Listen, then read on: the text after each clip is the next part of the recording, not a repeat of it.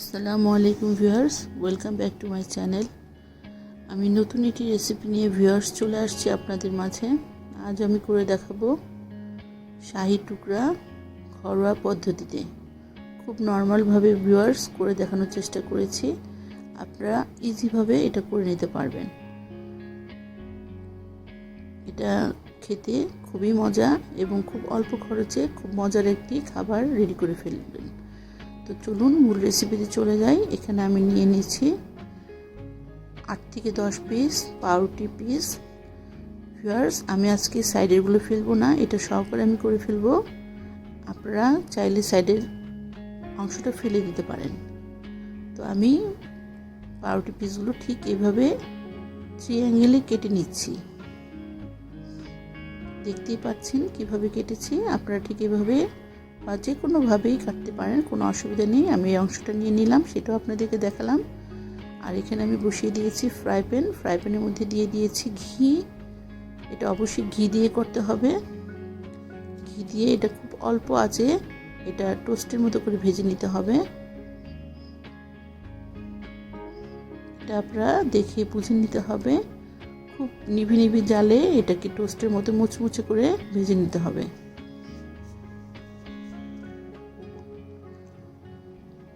Viewers, এর মধ্যে আমি ছোট্ট করে একটি রিকোয়েস্ট করে যাচ্ছি আপনাদের কাছে। আমার ভিডিওটা যদি ভালো লাগে ছোট্ট করে একটি লাইক দিয়ে আমার পাশে থাকবেন। আর নতুন কোনো ভিউয়ার্স হলে অবশ্যই আমার চ্যানেলটা সাবস্ক্রাইব করবেন।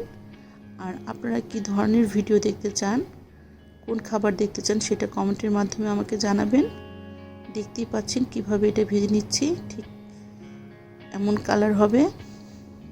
আর এটা ঠান্ডা হতে হতে মুচমুচে হয়ে যাবে। আমি এই 2টা পিস উঠিয়ে ফেললাম, ওইটা এখনো হয়নি ঠিক মতো। আমি আরও 2 পিস দিয়ে দিচ্ছি এর মধ্যে। আর ভিউয়ার্স, এটা অবশ্যই ঘি দিয়ে ভাজতে হবে।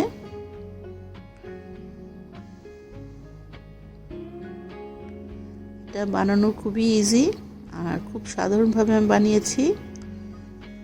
আমার কাছে ঘরে যা উপকরণ ছিল সেই উপকরণটি দিয়ে আমি আজকে বানিয়ে ফেললাম।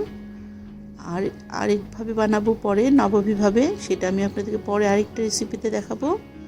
তো আজকে আপনারা খুব নর্মালভাবে এটা বানিয়ে ঘরে খেয়ে ফেলতে পারবেন নাস্তা হিসেবে। কারণ অনেক সময় দেখা যায় ঘরের মধ্যে কিছুই থাকে না, তখন পাউরুটি আর দুধ দিয়ে আপনারা এটা ইজিভাবে বানিয়ে নিতে পারবেন। পাশের চুলায় বসিয়ে দিয়েছি দুধ। আমি এখানে 1.5 লিটার দুধ দিয়েছি আর দিয়ে দিচ্ছি একটা কনডেন্স মিল্ক। দুধটা বলক আসার পর দিচ্ছি ভিউয়ার্স। কনডেন্স মিল্কটা দিয়ে এটা আমি খুব ভালোভাবে নেড়েছি নেবুন, কারণ কনডেন্স মিল্কটা যখন ঢালবেন তখন হয়তো বা নিচে লেগে যেতে পারে, সেটা অনবরত নাড়তে হবে।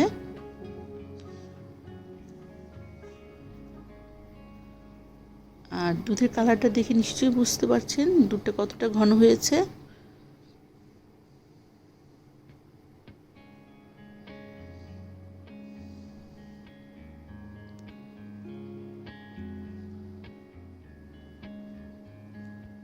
ভিউয়ার্স, আমার দুধটা জালদা হয়ে গেছে প্রায়।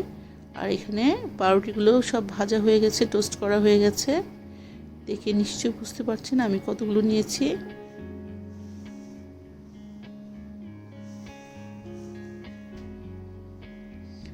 এখন আমি একটা সার্ভিং ডিশে পাউরুটিগুলো সুন্দর করে সাজিয়ে নিচ্ছি। আপনারা আপনাদের মতো করে সাজিয়ে নেবেন।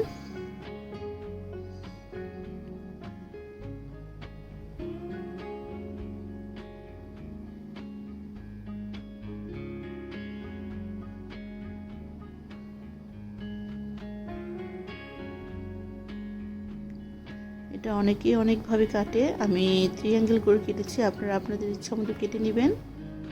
আর এই নবাবী টুকরাটা অনেকেই অনেকভাবে বানায়। যাই হোক, আমি শাহি টুকরা এভাবে বানাচ্ছি। আপনারা চাইলে এমন সহজ পদ্ধতিতে বানিয়ে নিতে পারবেন। আর আমি দুধের মধ্যে কোনো চিনি দিইনি, কনডেন্স মিল্ক দিয়েছি। তাই আপনারা মিষ্টি যদি বেশি খান তাহলে চিনি দিয়ে নেবেন। আর দুধের কালারটা দেখতেই পাচ্ছেন কতটা ঘন হয়েছে, কালারটা চেঞ্জ হয়ে আসছে। এখন আমি এই দুধটা ওই শাহি পাউরুটির মধ্যে আর কি ঢেলে দিব। এই তো আমি এখন ঢেলে দিচ্ছি।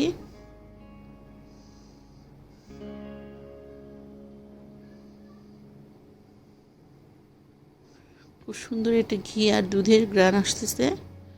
আপনারা যখন বানাবেন তখন আপনারাও পাবেন ঘ্রাণটা। আর এভাবে বানিয়ে আপনারা বাড়ির সবাইকে নিয়ে এনজয় করবেন, ফ্রেন্ড সার্কেলদের নিয়ে এনজয় করবেন। ফ্রেন্ড সার্কেলের মধ্যে আমার ভিডিওটা শেয়ার করবেন। আর ভিউয়ার্স অবশ্যই ছোট্ট করে একটি লাইক দিবেন আর কমেন্টের মধ্যে জানাবেন কী ধরনের ভিডিও আপনারা দেখতে চাচ্ছেন। আমি ঠিক ওইভাবে বানানোর চেষ্টা করব। এই তো দুধটা ঢালা হয়ে গেছে। এখন এটি নর্মাল করে ফ্রিজে রেখে দিয়ে আধা ঘন্টা 1 ঘন্টা পর খাবেন, এটার টেস্ট আরও অনেক বেশি বেড়ে যাবে। যাই হোক ভিউয়ার্স, আমার ভিডিও প্রায় শেষের দিকে, আমি এখন চলে যাব। আপনারা বানিয়ে খেয়ে আমাকে কমেন্টের মাধ্যমে জানাবেন। অনেক মজা হয়েছে, অনেক টেস্টি হয়েছে। অবশ্যই আপনারা বাসা বানাবেন এবং ফ্যামিলি নিয়ে এনজয় করবেন। খুবই মজাদার একটি রেসিপি। আপনারা চাইলে এর মধ্যে নাটও দিতে পারেন, আমি দিলাম না, আপনারা দিয়ে নেবেন। তো ভিউয়ার্স, এবার আমি চলে যাচ্ছি, আবার নতুন কোনো রেসিপি নিয়ে চলে আসবো আপনাদের মাঝে। আল্লাহ হাফিজ।